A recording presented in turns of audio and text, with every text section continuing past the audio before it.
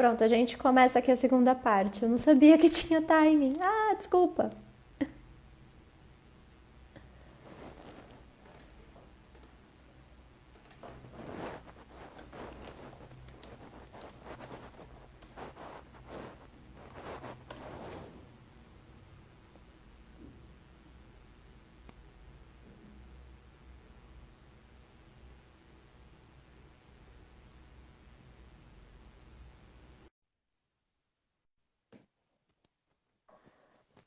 É, Voltamos. tudo bem. Eu não sabia, tá vendo? Ai, gente. Eu, Vivendo e aprendendo. eu também não sabia. Mas eu acho que a gente tá chegando perto de uma conclusão. Não sei se tem mais coisa pra falar.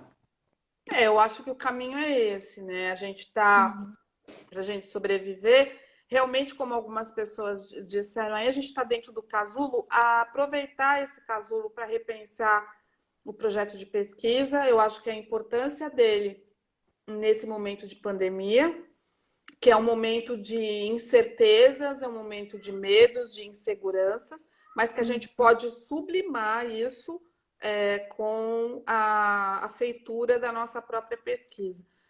Pensar em continuar a pesquisa dentro de um grupo de estudos, mesmo que seja grupos de estudos hoje virtuais, Uhum. eles alimentam muito e dá muita força para a continuidade do projeto, né? E repensar também a importância desse projeto de pesquisa para a transformação da nossa sociedade, de que forma a gente pode contribuir para isso. Eu acho que são formas importantes da gente achar um caminho no meio desse caos, né? E que também Sim. tem o seu lado bom, se a gente for pensar no sentido de sublimar essa situação. E outra coisa, gente, eu acho que outra importância disso, de como a gente pode sair desse estado de cobrança, é da gente poder falar sobre isso também. E quem precisar, né, das pessoas, não sei, que estão assistindo, que estão realizando um projeto de pesquisa, também de procurar um profissional e de estar conversando sobre isso, ou procurar o próprio colega e falar sobre essas questões. Eu acho que isso é muito Procurar as APGs, é para isso que a gente está aqui. importante. Para dar esse apoio.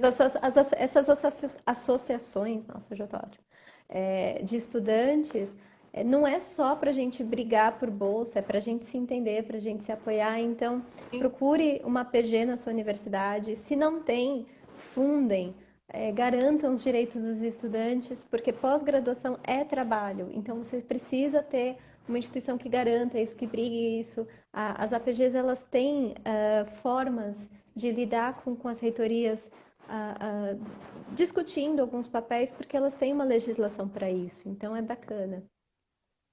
Eu não sei se tem tempo para. Tem, eu já tentando no outro vídeo, fica à vontade. Não, eu queria saber se alguém quer fazer uma pergunta, alguma Uhum. coisa. Ó, a Lana tá falando assim, o pior acho que é a nossa cobrança conosco mesmo de estar em casa e não produzir o suficiente, me vem como uma culpa. Lana, isso que a gente tá falando da culpa, que foi que eu falei do Hércules, tipo, que culpa que ele tinha para fazer 12 trabalhos? Ele não tinha culpa nenhuma, mas a gente absorve, né, pela nossa responsabilidade, pelo nosso padrão, por isso que eu detesto aquele mito, eu acho chatíssimo. Acho super mal usado, porque ninguém conta o começo. É, a culpa não é sua. Eu acho que a melhor coisa que a gente faz quando se depara com um processo de culpa é eu tentar sair um pouquinho de mim e tentar olhar que cenário que eu tô, que momento é esse, o que está acontecendo e o que, que eu realmente posso fazer diante disso. Se eu não conseguir ler, se eu não conseguir estudar, se eu não conseguir produzir hoje, ok, porque olha tudo que está acontecendo em volta. Não é só você. Não é, todo mundo está sentindo isso. Uhum. Eu, no meu dia a dia também, falo, gente, eu não estou produzindo o Nossa, que eu poderia estar nada. produzindo, né? Não, as Mas leituras estão péssimas. não se cobre. Nesse momento, acho que está todo mundo no mesmo barco. Acho que pensar dessa forma é uma coisa interessante também. E até escrever um pouco sobre isso, né? Aonde que esse momento que a gente está está passando, onde que ele se encontra dentro do meu projeto de pesquisa? Será que, né, Uhum, de que forma eu posso construir essa compreensão mediante as teorias que eu estou utilizando no meu trabalho, né? Por exemplo, eu estou trabalhando com teoria crítica, com, com alguns autores da escola de Frankfurt. Então, dá para a gente repensar um pouco dentro do viés da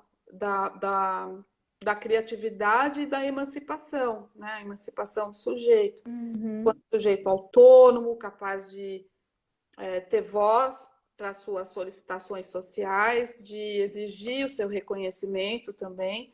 Então, eu acho que a gente pode muito bem tentar relacionar o que a gente tem Tá como, vivendo, claro. assim, com o momento Mesmo de que agora.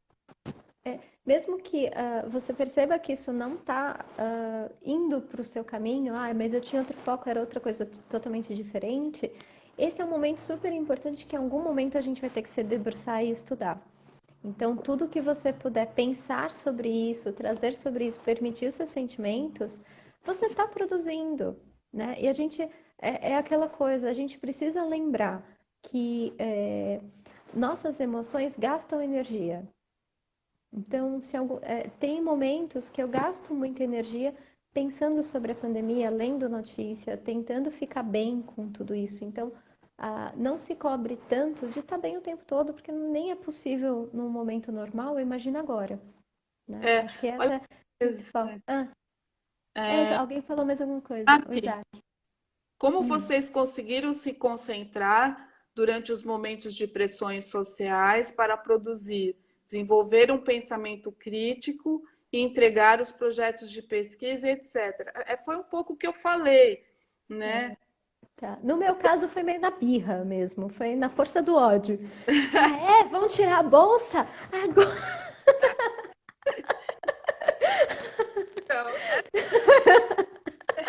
Então, é que assim, né, gente? Eu não acredito assim muito num processo mecânico, Isaac, né?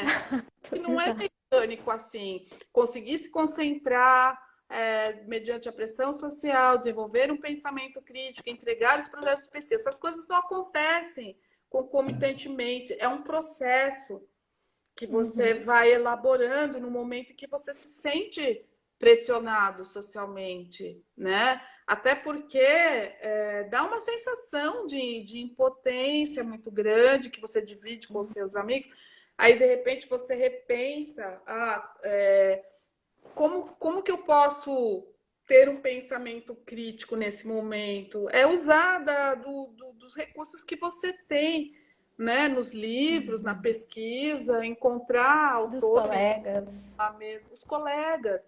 Eles Para dão. mim foi, para mim foi muito importante alguns momentos que eu travava e eu chegava e falava, gente, travou, parei, não sei o que fazer, tô aqui. E o simples fato de falar disso, a gente sabe, o falar é terapêutico, né? Sim. Então, eu acredito muito nisso, né? Do recurso que você tem nas suas mãos, dessa potência Uhum. interior, porque se você entrou num processo acadêmico com uma seleção, se você apresentou um projeto e esse projeto ele foi aceito, é porque você chegou num lugar que dê parabéns para você por ter Sim. conseguido chegar nesse lugar. Agora, como sair desse lugar é o que a gente tá discutindo É. aqui. É. Quer dizer, A, Pa- a Patrícia está falando assim, é muito bom esse espaço, eu tenho produzido melhor à noite, tento desligar de tudo e vou lendo, buscando, pesquisando. olha, Eu acho que esse autoconhecimento, Patrícia, é sensacional, porque eu funciono de um jeito, você de outro. Então, assim, por exemplo, eu à noite eu não funciono, gente. Não, o pessoal do meu grupo de psicologia, religião e política da USP, o Relapso, falou assim: vamos fazer uma reunião de madrugada. Eu falei, gente, eu não existo de madrugada. Então, assim, o que que funciona para você? O que que dá certo? É estudar um pouquinho? É ler? Vai fazendo. E é o que você falou, quais os nossos recursos? Mas eu acho que esse processo de autoconhecimento acaba sendo fundamental. A gente sabe que é difícil, porque né, o pesquisador não tem salário direito, então ir atrás disso, mas as universidades às vezes propõem, você pode buscar profissionais para você tentar fazer esse autoconhecimento e descobrir como que o melhor funciona para você. Sim. Eu, por exemplo, já tive momentos em que fui dormir, eu também não gosto de produzir à noite. Eu não, pra nada, eu gosto da noite para nada. Eu gosto do dia, da luz do dia. Então É, não sei. Mas assim, já tive insights durante a madrugada, por exemplo, de ficar. Isso acontece muito nos últimos anos da pesquisa, né? Que você fica bem tenso, bem ansioso, e aí as coisas começam a aflorar, né? Sai pelos poros, e aí você levanta e escreve, pô, fantástico, não sei o quê, vai pro hospital tomar remédio porque pirou, né? Então tem tudo isso, né? Eu mesmo já fui parar no hospital, já fui pedir, pelo amor de Deus, para me dar um remédio para dormir, porque eu fiquei 15 dias sem nossa, dormir. é. Pela pressão da escrita e pelos insights que eu estava tendo, era uma coisa maluca. Eu falei, eu preciso dormir, porque eu fiquei muito empolgada, fiquei acelerada. Nossa. Isso foi no mestrado, agora já tô. Agora tu já vai, né? Mas assim, Mas então o que eu estou querendo dizer com isso? Que para mim, por exemplo, a noite não funciona, mas pode ocorrer de eu ter uma ideia durante a madrugada, uhum. Acho que caiu. escrevo e durante o dia, depois das minhas aulas de Tai Chi, eu vou escrever. E aí, o Isaac também está falando essa questão do EAD, que é uma questão que a gente tem discutido muito, como eu falei, acho que não só a questão da defesa, mas todo o processo acadêmico estar sendo EAD. E, na verdade, a gente precisa pensar, é que assim, estão jogando a sala de aula para o ambiente virtual. Isso não é educação à distância. Educação à distância, ela é programada, ela é feita para ser feita para o modelo digital. Esse processo que a gente está fazendo, ele está sendo muito na correria, ele não foi pensado, ele não foi planejado. As aulas dos professores não foi planejada para o ambiente virtual. Então está tudo muito ainda né, confuso. Então é super normal que agora a gente também não tenha a mesma, não só adaptabilidade, mas eu acho que a produção a partir do movimento digital, porque nem foi pensado para isso, né? Não dá para você tirar uma sala de aula física e colocar no Meetings, isso não vai acontecer. Então, a gente precisava estruturar melhor o que seria uma educação à distância e a coisa está sendo feita de um jeito, acho que não tão legal. Falam que, mas é o possível para não perder o semestre. Mas aí até que ponto vale a pena manter o semestre que não vai ter qualidade? E aí a gente entra de novo na discussão do que o capital está exigindo, de uma produtividade, e não da gente estar pensando na ciência em si. Isso, perfeito. Ah, Né? o Isaac está falando, eu sinto a necessidade da presença, de interagir e construir um pensamento. Todos Nesse nós. todos nós. Mas no momento está Não impossível. dá. Então a gente A tem que Lana, passar pelos meetings da vida mesmo. a Lana falou que o orientador escreveu um texto sobre esse processo. Lana, coloca depois nos comentários da APG o link, por favor, divide esse texto com a gente. Depois a APG vai falar mais coisas sobre EAD. Eu acho que é uma discussão muito importante que a gente precisa ter. E a gente começar a pensar o que vai acontecer com esse modelo educacional e o que vai representar tudo isso. Mas eu, particularmente, acho que não podemos cobrar, pelo menos dos professores, não estou dizendo de instituição, um modelo de EAD para quem se planejou para uma sala de aula física. Acho que isso não é possível, sabe, de se cobrar.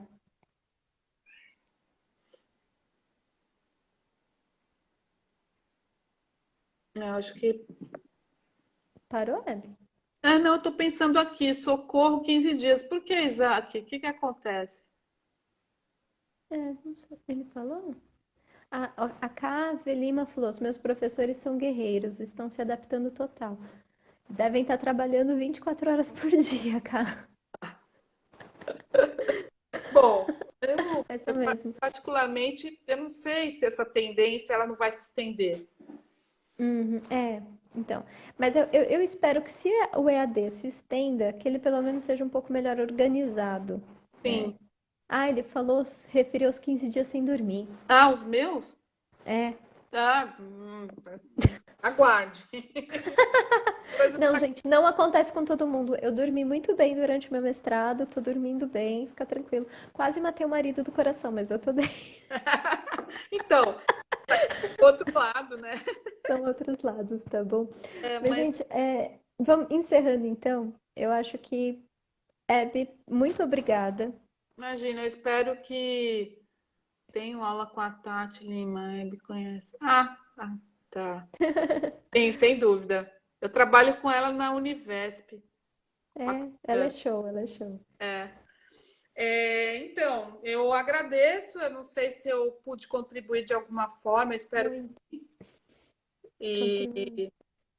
estamos aí, gente. Não desanime, mas vamos tentar sublimar esses momentos tão complicados, tão difíceis, na verdade. Não estou dizendo que é tudo muito gostoso, porque não é, mas a gente tem que angariar uma forma de a gente se confortar nesse momento, e é muito importante a troca, por mais que seja hoje online, né? Uhum. Porque eu também senti essa interrupção. Obrigada, Cláudia. Obrigada. A Ah, família Bruno, obrigada. sempre acha bacana. Nem tá. Então, mas eu acho que eu também sofri essa interrupção, porque nossos encontros eram todas as quartas-feiras lá na USP. Eu comia um bolinho, tomava aquele café e conversava. E aí, de repente, a gente está todo mundo na virtual, né? Pois Mas é. importante que a gente está dando continuidade ao Vitor também. A gente está dando continuidade aí para um trabalho que eu acho que é importante a gente merecer este lugar dar voz à ciência e fazer ciência, por mais que os muros se levantem, né? Com certeza. Não, a Hebe foi fantástico. Adorei. Obrigada também. Gente, obrigada a todo mundo que estava aqui assistindo, que participou. Foi muito legal. A gente vai continuar fazendo, a gente vai continuar conversando. Vocês vão ver que a PG tem várias lives. É, e é isso, gente. Muito obrigada. Se você está fazendo pesquisa, se você está passando por isso, se você está se sentindo solitário, não se sinta. Procure seus colegas, procure grupos de estudo e vem sofrer junto. Vai mudar esse discurso logo, logo, assim. Tá bom? Ciência sempre, pessoal. Lembrando que assim, é a gente que está fazendo ciência nesse país. Lógico que não é fácil, a gente ri para não chorar, mas a gente vai ver que sempre vale a pena, tá bom? Gente, obrigada por tudo. Brigadão. Boa noite para vocês. Tchau, tchau, gente. Tchau, tchau.